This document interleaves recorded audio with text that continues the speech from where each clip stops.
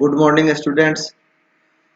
हम लोग इलेक्ट्रिसिटी में कई टॉपिक्स इसके पहले पढ़ चुके हैं। जैसे हम लोग सबसे पहले पढ़े थे पोटेंशियल डिफरेंस। पोटेंशियल डिफरेंस के बाद पढ़े इलेक्ट्रिकल करंट। इलेक्ट्रिकल करंट के बाद ओम्स लॉ पढ़े, रेसिस्टेंस पढ़े, रेसिस्टिविटी पढ़े and the combination of resistance के बारे में भी हम लोग पढ़ चुके हैं। आज हम लोग पढ़ेंगे दो चीजें, एक इलेक्ट्रिक पावर और दूसरा इलेक्ट्रिकल एनर्जी। आइए शुरू करते हैं। इलेक्ट्रिकल पावर जो होता है वह टोटल इलेक्ट्रिकल वर्क जितना पर यूनिट टाइम में डन किया जाता है उसको हम इलेक्ट्रिकल पावर कहते हैं।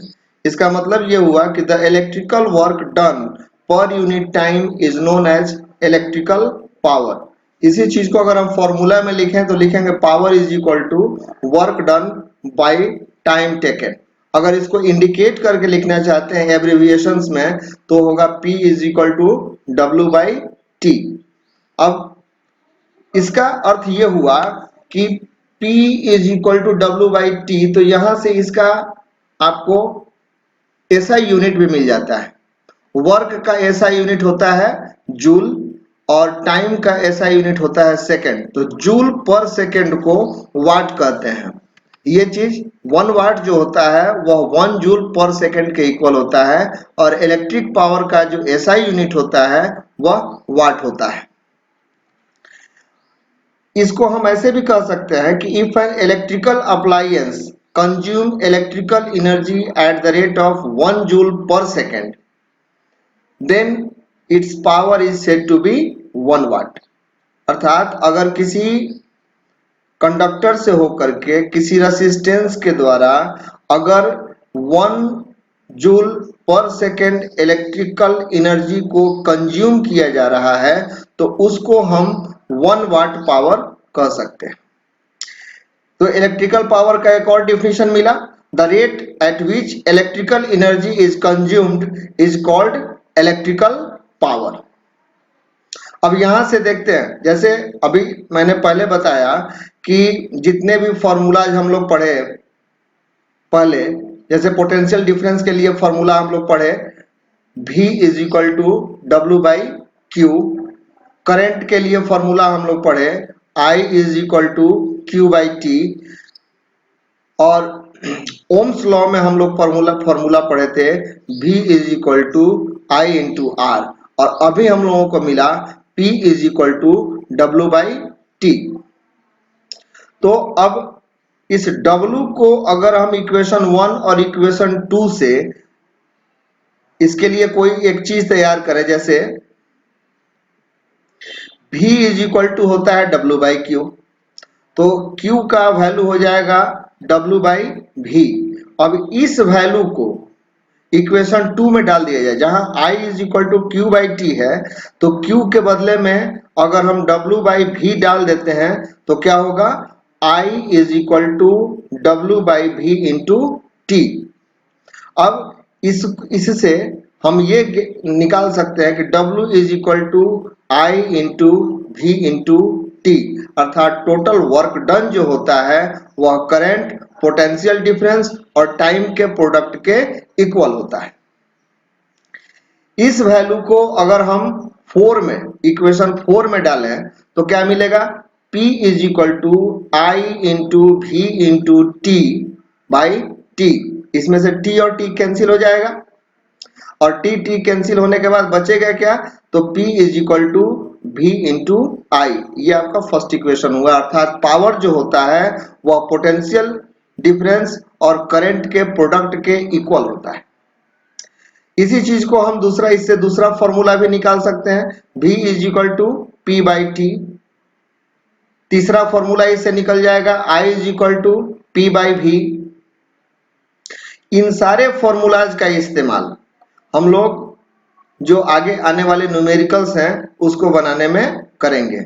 अब एक और चीज देखते हैं इसमें, जैसे हम लोगों के पास है P is equal to V into I, अर्थात पावर जो होता है वह पोटेंशियल डिफरेंस और करंट के प्रोडक्ट के बराबर होता है। लेकिन ओम्स लॉ से हम लोग जानते हैं कि V is equal to I into R. अब इस वैल्यू को अगर हम इस फॉर्मूला में डाल दें, P is equal to V into I में डाल दें, तो हम लोगों को मिलेगा P is equal to I square into R. ये एक नेक्स्ट फॉर्मूला आपके लिए, जिसमें अगर आपको इसमें इस फॉर्मूला में तीन चीजें हैं, पावर, करंट और असिस्टेंस। इन तीनों में से कोई दो चीज मालूम है तो तीसरा आप इससे निकाल सकते हैं। ओम्स लॉ से ही एक और चीज हम देख सकते हैं कि I is equal to V by R होता है।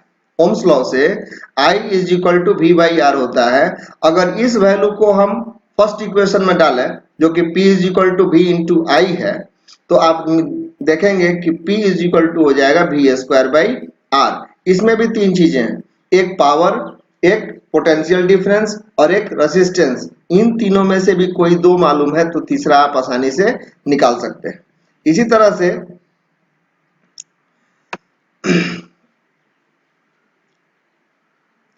आते हैं आप इलेक्ट्रिकल एनर्जी पर। इलेक्ट्रिकल एनर्जी क्या होता है? इलेक्ट्रिकल एनर्जी जो होता है वह जितना किसी अप्लायंसेस के द्वारा, अप्लायंसेस मतलब जितने भी इलेक्ट्रिकल डिवाइस होते हैं उसको हम इलेक्ट्रिकल अप्लायंसेस कह सकते हैं। तो इलेक्ट्रिकल अप्लायंसेस के द्वारा जो इलेक्ट्रिकल एनर्जी कंज्यूम्ड होता है, उसी इलेक्ट्रिकल एनर्जी को हम अगर काउंट करना चाहें, उसके बारे में जानना चाहें कि कितना एनर्जी कंज्यूम हुआ, तो वह जो होगा उसके पावर और उसके टाइम के प्रोडक्ट के बराबर होगा। पावर और टाइम के प्रोडक्ट के बराबर होगा। तो इसका एसआई यूनिट जो होगा, पावर का एसआई यूनिट होता है वाट और टाइम का एसआई यूनिट होता है सेकंड, लेकिन यहां पर हम सेकंड के बदले आवर का इस्तेमाल करते हैं। तो इसका एसआई यूनिट, इलेक्ट्रिकल एनर्जी का एसआई यूनिट जो होता है वो वाट आवर होता है और इसको कैपिटल ई से डिनोट किया जाता है।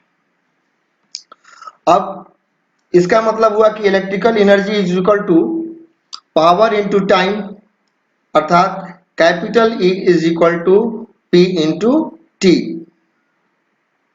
कमर्शियल यूनिट जो होता है इसका इसी वाट आवर से बनता है, जो हम लोग वाट आवर को किलो वाट आवर में चेंज कर देते हैं। तो 1000 watt hour is equal to 1 kilo watt hour होता है। यही इसका कमर्शियल यूनिट होता है, जिसको हम लोग जिन नॉर्मल भाषा में, सामान्य भाषा में एक यूनिट कहते हैं। अर्थात 1 किलो वाट आवर जो होता है वह 1 यूनिट के बराबर होता है और 1 यूनिट या 1 किलो वाट आवर जो होता है वह 3.6 इंटू 10⁶ जूल के बराबर होता है। जैसे उदाहरण के लिए हम मान लेते हैं कि हमारे घर में 100 वाट के 4 बल्ब जलाए जाते हैं। तो 4 बल्ब से जो इलेक्ट्रिक वो कंज्यूम करेंगे वो 400 वाट इलेक्ट्रिक कंज्यूम करेंगे। इसी तरह से 3 फैन हमारे घर में है, वो भी 100 वाट के हैं, तो 300 वाट फैन कंज्यूम करेंगे। तो 1 घंटे में जो इलेक्ट्रिक का कंज्यूमशन होगा वह 700 वाट होगा। अगर मान लेते हैं कि प्रतिदिन हम जिस एरिया में रहते हैं उस एरिया में प्रतिदिन अगर 20 आवर्स इलेक्ट्रिक सप्लाई है और ये सारे डिवाइसेस, सारे अप्लायंसेस वैसे ही रन करते रहते हैं, तो उस कंडीशन में ये 20 आवर्स तक रन करेंगे और रन करेंगे तो टोटल कंज्यूमशन जो होगा वह 14,000 वाट आवर के बराबर होगा। अब इसी तरह का कंडीशन अगर टोटल 1 महीने तक रहे तो उस कंडीशन में 30 से हम फिर इसमें मल्टीप्लाई करेंगे तो जो हमारा टोटल वाट आवर होगा वो होगा 4,20,000 वाट आवर। अब ये जो 4,20,000 वाट आवर है, हम लोग इसके पहले चर्चा किए थे कि 1000 वाट आवर जो होता है वह 1 किलो वाट के बराबर होता है और 1 किलो वाट को ही या किलो वाट आवर को ही हम कमर्शियल यूनिट के रूप में इस्तेमाल करते हैं। तो इसको हम 4,20,000 वाट आवर को अगर हम डिवाइड कर दें 1000 से, तो हमारा कैलकुलेशन क्या होगा 420 kilo watt hour. 420 kilowatt hour का मतलब क्या हुआ? तो अभी हम लोग चर्चा किए कि 1 kilowatt hour is equal to होता है 1 यूनिट, और इसी इसी यूनिट के सहारे जो कैलकुलेशन होता है हमारे यहाँ बिल का, इलेक्ट्रिक बिल का, वह इसी पर निर्भर करता है। तो ये हो गया आपका 420 यूनिट। और इस 420 यूनिट मान लेते हैं कि अगर हमारे यहाँ पर यूनिट इलेक्ट्रिक का रेट अगर 3 रुपया है, उसका प्राइस 3 रुपीज है, तो उस कंडीशन में हमारा जो बिल होगा वह 1260 का होगा। ये मिला कैसे?